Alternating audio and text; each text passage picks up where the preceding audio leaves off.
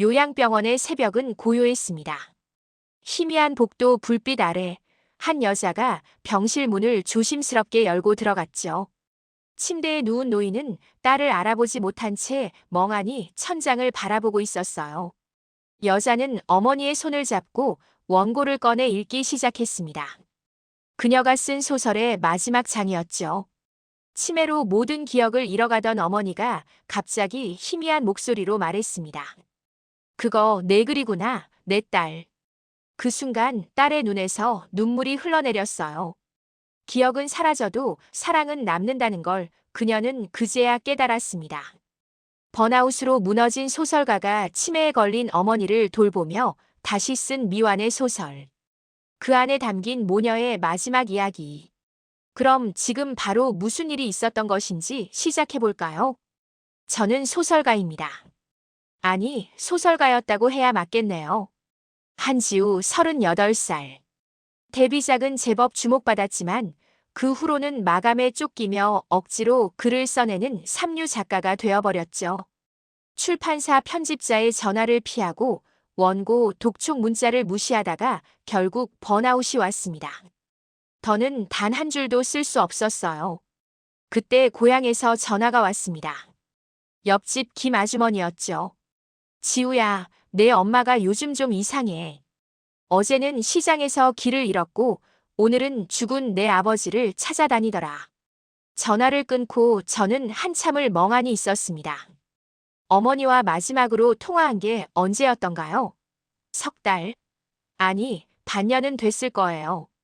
저는 20년 만에 고향으로 내려갔죠. 어머니 이영순, 72살.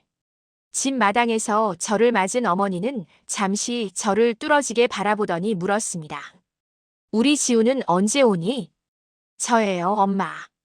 지우요. 어머니는 고개를 갸웃거리더니 다시 집 안으로 들어가셨어요. 집 안은 엉망이었습니다. 싱크대엔 며칠 된 설거지가 쌓여 있었고 냉장고엔 상한 음식들이 가득했죠. 어머니는 그런 걸 전혀 인식하지 못하는 것 같았어요. 그날 저녁 어머니는 밥상을 2개 차렸습니다. 하나는 저를 위해, 하나는 오지 않을 딸을 위해서요. 엄마, 제가 지우잖아요. 어머니는 빈 의자를 바라보며 중얼거렸습니다. 우리 지우는 글 쓰느라 바쁜 애야. 그래도 곧 올 거야. 가슴이 무너져 내렸습니다.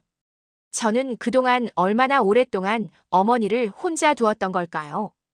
글을 쓴다는 핑계로, 바쁘다는 핑계로, 서울에서의 삶이 중요하다는 핑계로요. 그날 밤 저는 어머니 방에서 잠이 들었습니다. 오래된 이불에서는 비누와 된장, 섬유유연제가 뒤섞인 냄새가 났어요.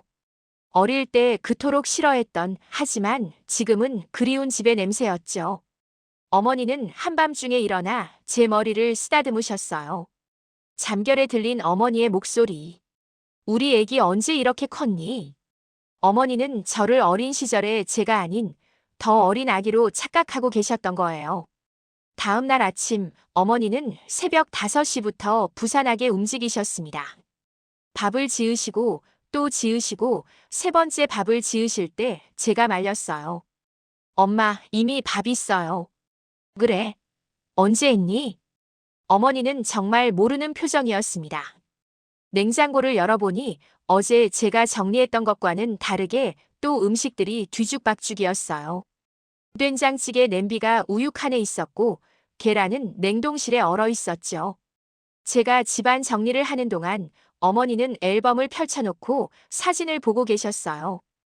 이 애는 누구니? 참 예쁘게 생겼네. 그게 저예요, 엄마. 지우. 어머니는 사진 속 어린 저와 지금의 저를 번갈아 보시더니 고개를 저으셨어요. 아니야, 우리 지우는 이렇게 안 생겼어.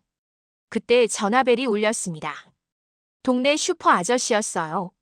지우 씨, 어머니가 또 오셨는데 돈을 안 가져오셨네. 벌써 3번째야. 제가 슈퍼에 가보니 어머니는 과자를 한 알음 들고 계셨어요.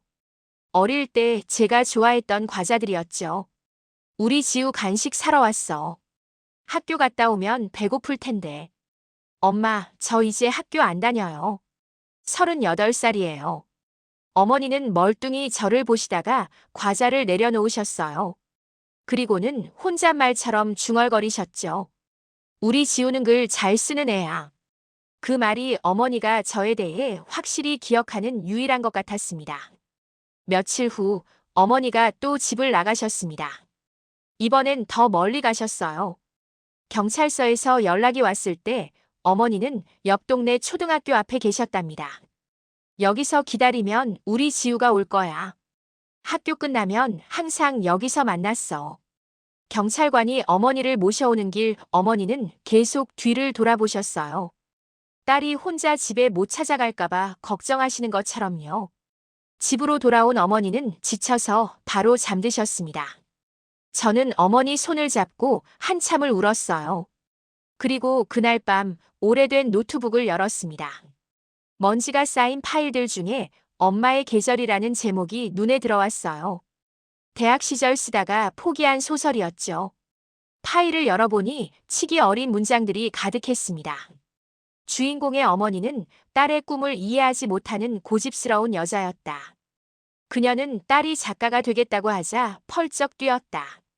그런 걸로 어떻게 먹고 살겠니? 그냥 평범하게 살면 안 되겠니? 부끄러웠습니다. 그때의 저는 어머니를 전혀 이해하지 못했던 거예요. 어머니는 그저 딸이 고생할까봐 걱정하셨을 뿐인데요. 저는 원고를 처음부터 다시 쓰기 시작했습니다. 이번엔 어머니의 시선으로요. 첫 문장을 쓰는데 손이 떨렸어요. 펜을 잡은 지 너무 오래됐거든요. 그녀는 딸을 위해 새벽 5시에 일어났다. 따뜻한 밥을 지어놓고 도시락을 싸고 딸이 좋아하는 계란말이를 만들었다. 딸이 꿈을 이룰 수 있도록 그녀가 할 수 있는 건 그것뿐이었다. 쓰다가 울고 울다가 쓰고를 반복했습니다. 새벽이 되어서야 겨우 몇 장을 완성했죠. 그때 어머니가 제 방 문을 살짝 열고 들여다보셨어요. 지우야, 내가 글 쓰던 방에 불이 켜져 있더라. 그 한마디에 저는 울음을 삼켰습니다. 어머니가 저를 알아보신 거예요. 비록 잠깐이었지만요. 엄마, 저 아직도 그 글 쓰고 있어요.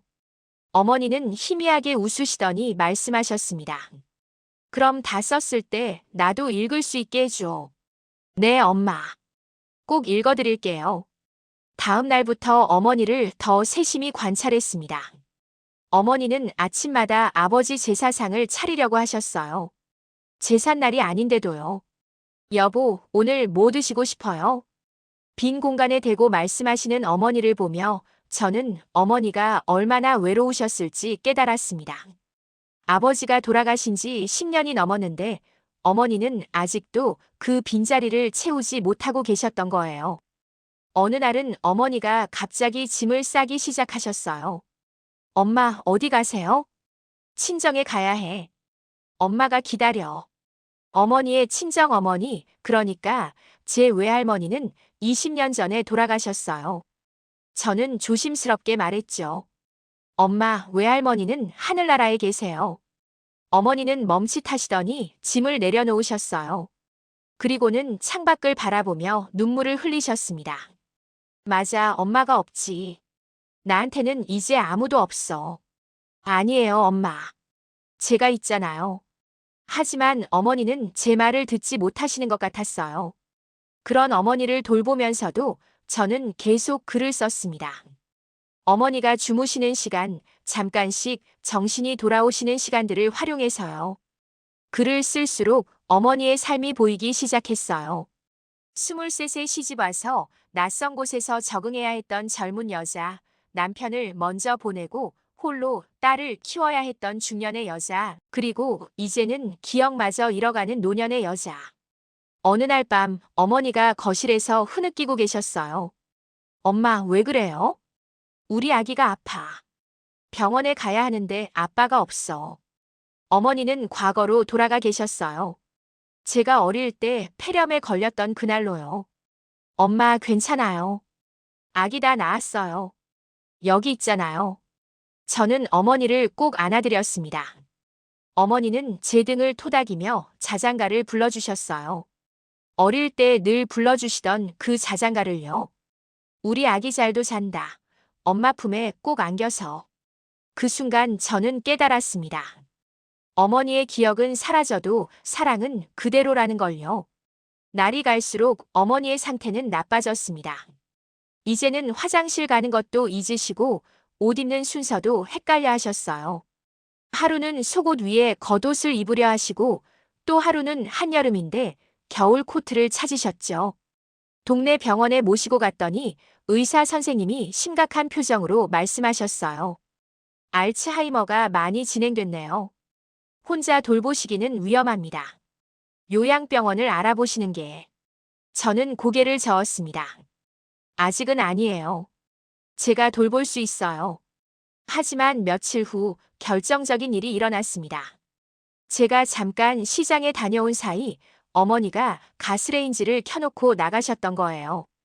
이웃 아주머니가 연기를 보고 119에 신고해서 다행히 큰 불은 나지 않았지만 만약 조금만 더 늦었다면 정말 큰일 날 뻔했죠. 그날 밤 저는 밤새 요양병원을 알아봤습니다. 어머니를 그런 곳에 모신다는 게 죄스러웠지만 이대로는 어머니도 위험했어요. 이번 날 어머니께 어떻게 말씀드려야 할지 몰라 한참을 망설였습니다. 엄마, 잠시만 병원에 계세요. 금방 모시러 올게요. 어머니는 아무 말 없이 저를 바라보셨어요. 그 눈빛이 무얼 말하는지 알 수 없었지만 마치 모든 걸 이해하신 것 같은 눈빛이었죠. 요양병원은 깨끗했지만 삭막했습니다.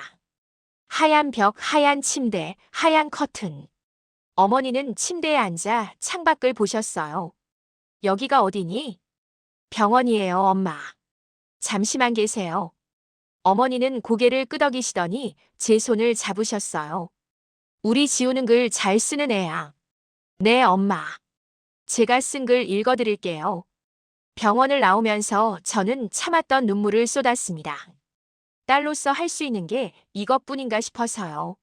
하지만 울고만 있을 수는 없었어요. 어머니와의 약속이 있었으니까요. 다음 날 새벽 저는 원고를 들고 병원으로 갔습니다.